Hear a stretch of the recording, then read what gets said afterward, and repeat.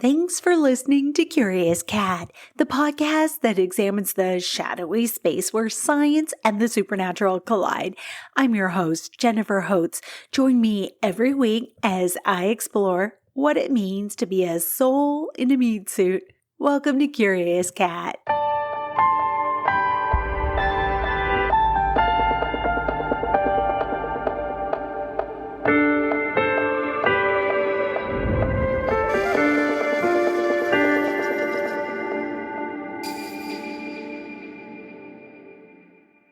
Crossing into Washington State when you're on the northbound Pacific Crest Trail, or NOBO, is a milestone. It's a damn smilestone.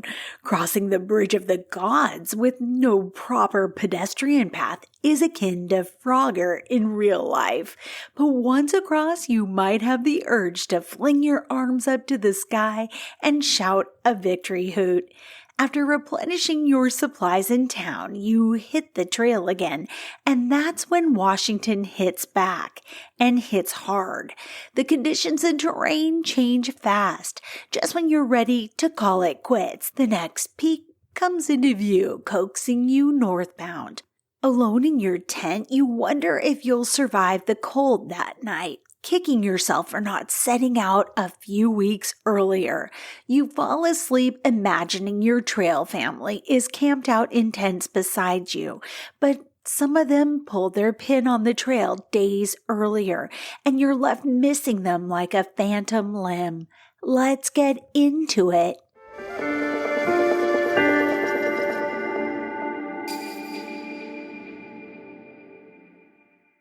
Washington's nickname is the Evergreen State. Doesn't that sound inviting, cozy even, sweet like a week at summer camp?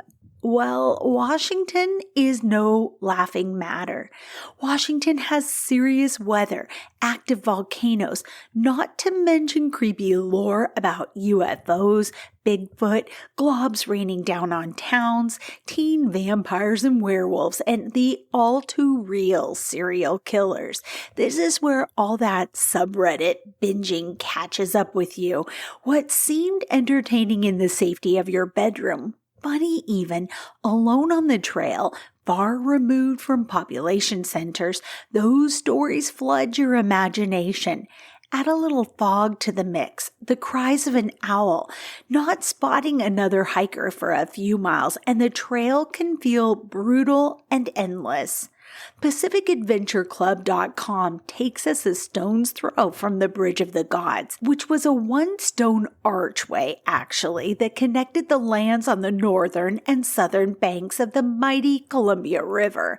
Now it's reduced to a precarious steel bridge that PCT hikers scamper across like Frogger in real life to cross from Oregon into Washington. To the east lies a very haunted locale, and Pacific Adventure says this: the Columbia River Gorge is a stunning natural wonder that spans the border between Washington and Oregon, and it is also home to some of the most haunted trails in the region. The Eagle Creek Trail is a popular hiking destination that takes visitors through a beautiful forest and along the banks of a rushing creek.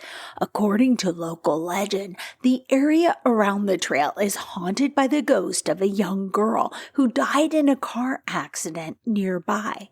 Visitors have reported hearing screams and seeing her ghostly figure along the trail.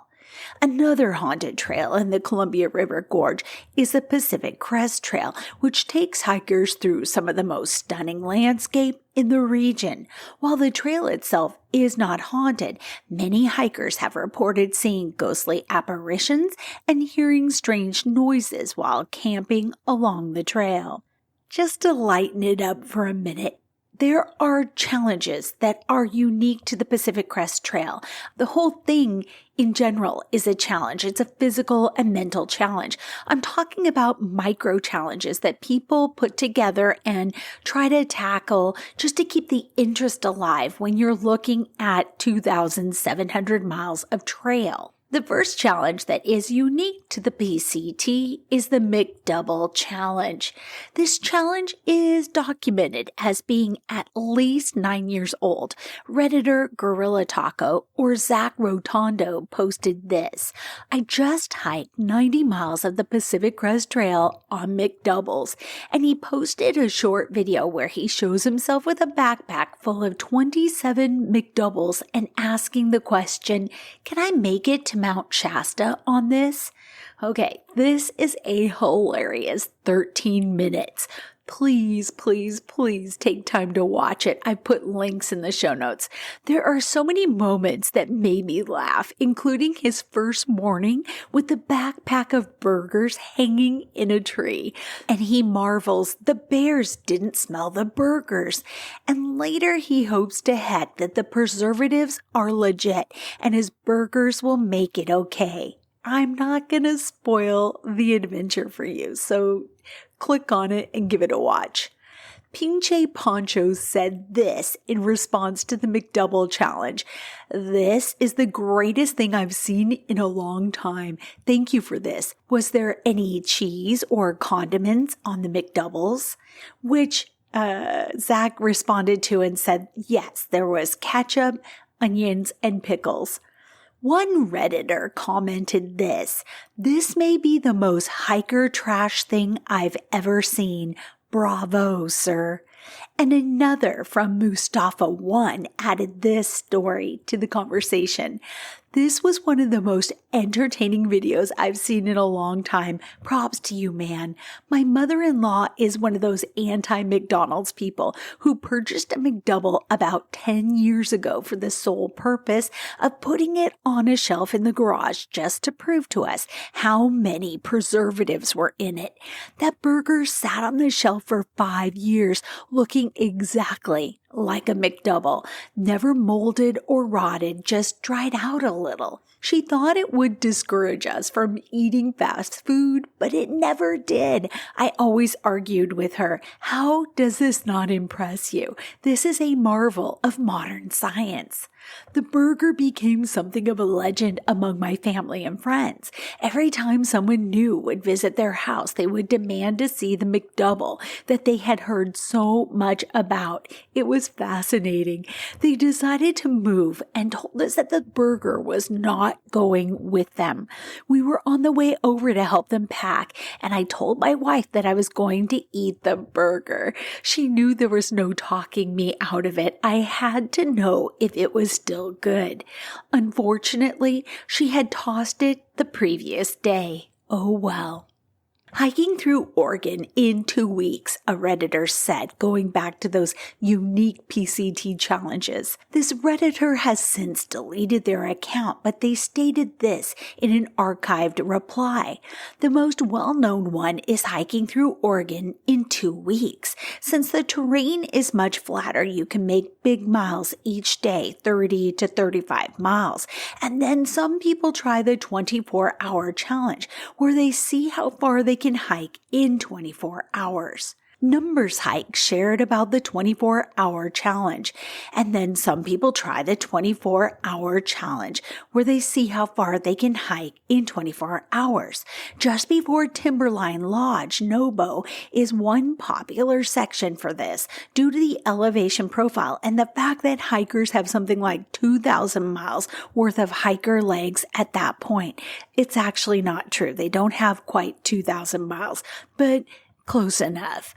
Northeast shares about one risky challenge that they advise is dangerous, but needs to be mentioned just to inform the community. They say this, quote, "Well, it needs to be mentioned, but most people advise against it. The 24 by 24 by 24 challenge. Hike 24 miles between Agua Dulce and Casa de Luna in 24 hours, while drinking 24 beers. Both the start and the end have closed, and it's a stupidly dangerous challenge anyways."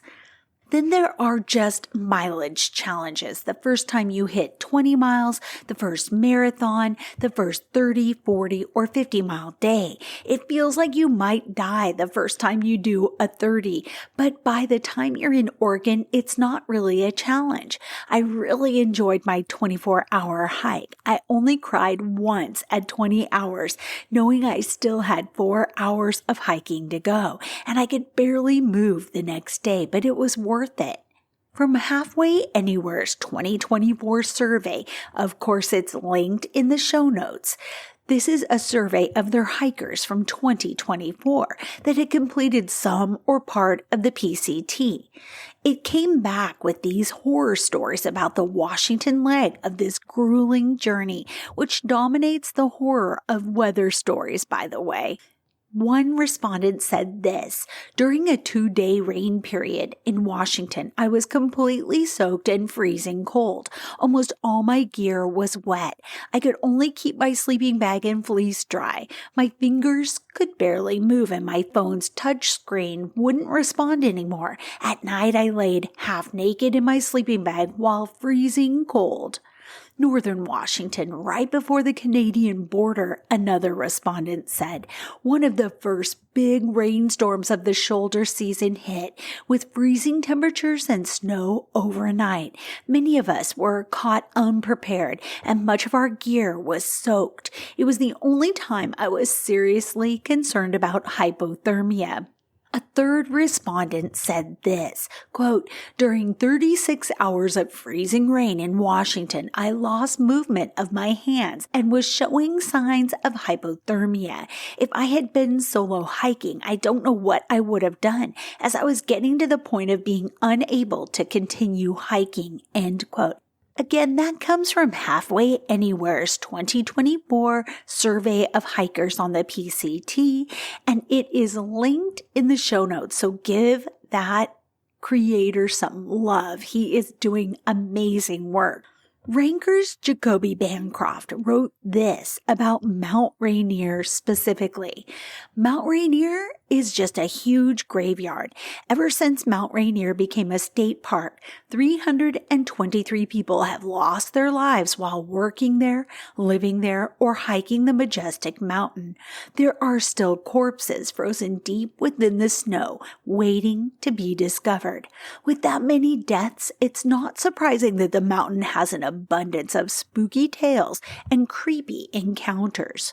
People have reported figures suddenly appearing out of nowhere, but then disappearing whenever approached. Some even claim the spirits are friendly, with people saying that they were lost on the mountain when suddenly a random hiker appeared and pointed them in the right direction before vanishing again.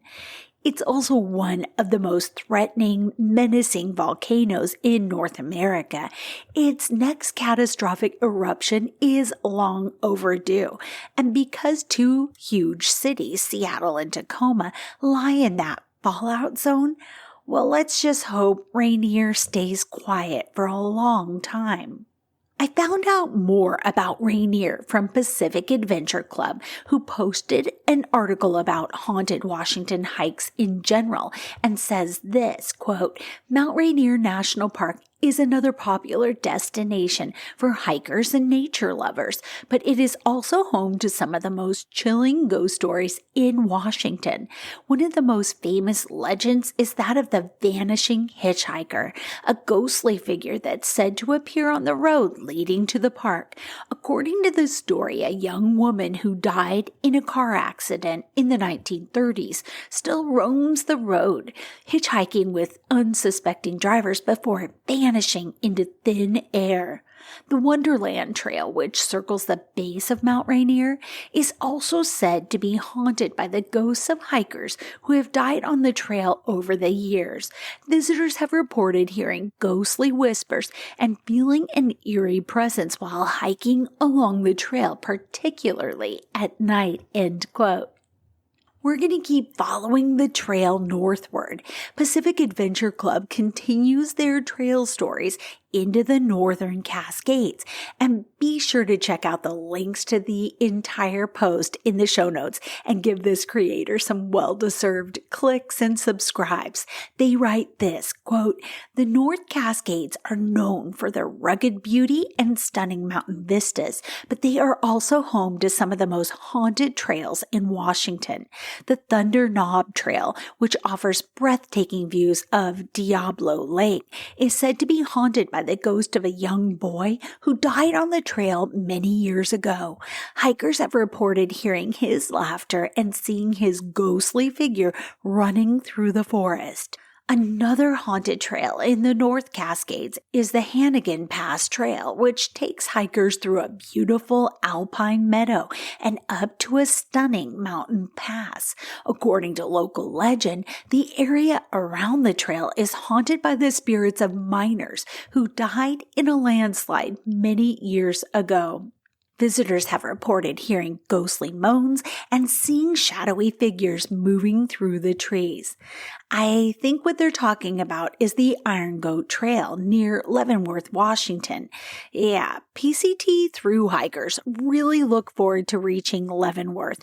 It's a darling Bavarian town. They have great food, and it's a great place to beef up supplies for the final days to get you to the northern terminus.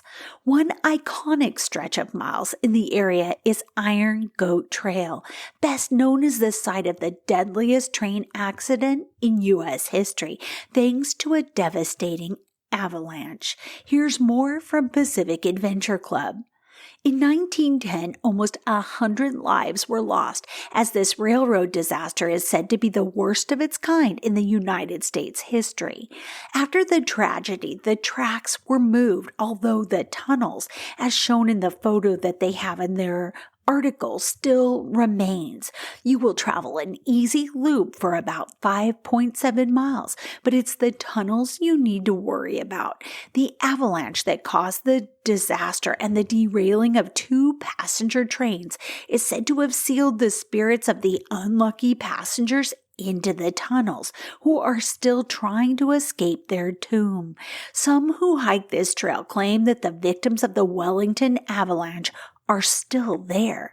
There have been reports of disembodied voices echoing through the avalanche tunnel when no one is there or no one else is accompanying them and could have spoken. The tracks were moved after the tragedy, but the tunnels remain. Northwest Public Broadcasting has more to say about Iron Goat Trail. Please give the story a click and a listen. You'll find it in the show notes. They say this, quote, "So this hike is around 2,400 feet elevation. It's good for a rainy day hike, but I would keep an eye on the snow levels. And if they drop down to around 2,000 or 2,500 feet, it's going to be snowy in here," Jennifer Lupin explains in a YouTube video. The area certainly sees its share of snow, which was how tragedy struck in 1910. Along the trail, people have reportedly experienced hands grabbing at them and heard screams or whispered voices.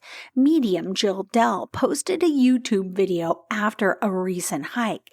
In the video, she's standing near a tunnel.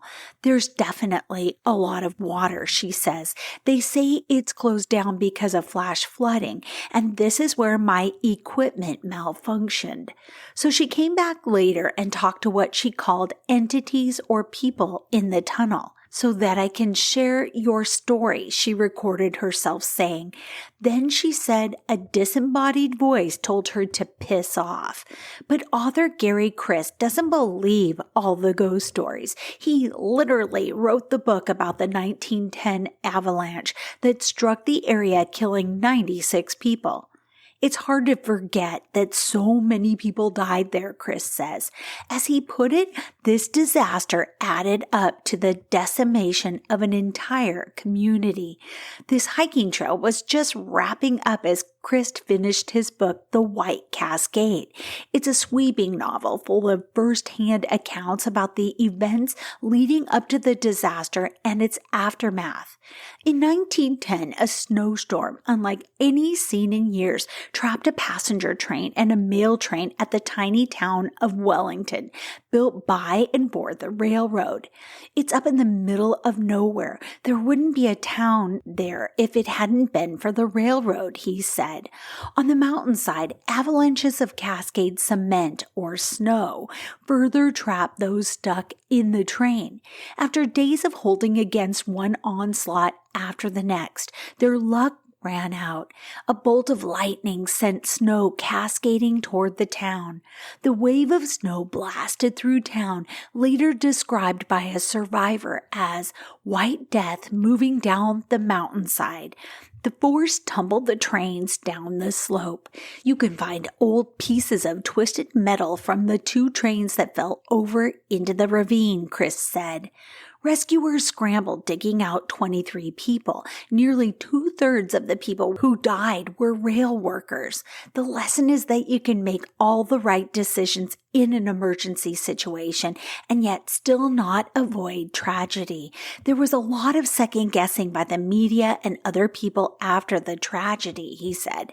Another lesson is that technology is simply amazing. The railroad, he said, was crucial to the development of the country, and unfortunately, accidents happened a lot. Just because you can do it doesn't mean that it's necessarily advisable. After this tragedy, they spent the money to build a tunnel much lower on the mountain so they could avoid all of that avalanche terrain, he said. That would have avoided the disaster altogether. It's moving to just be there and to know what happened, Chris said. It really brings it home to you that this is something that actually happened, and it happened in this place. We're nearing the northern terminus, and there's a strong mix of emotions with PCT hikers. Cam Bostock, an outdoor adventurer out of Australia, was a PCT through hiker. He kept a daily vlog, and on the 1-year anniversary after completing the PCT, he posted it together with new footage and commentary on his YouTube channel, and it feels like a great documentary when you watch it. I've linked to it in the show notes. It's an incredible and intimate look at traveling the Pacific Crest Trail. Bostock calls himself out on that first day in the California desert, saying, and I'm paraphrasing here, that he is a solo hiker, always has been, and thought he always would be.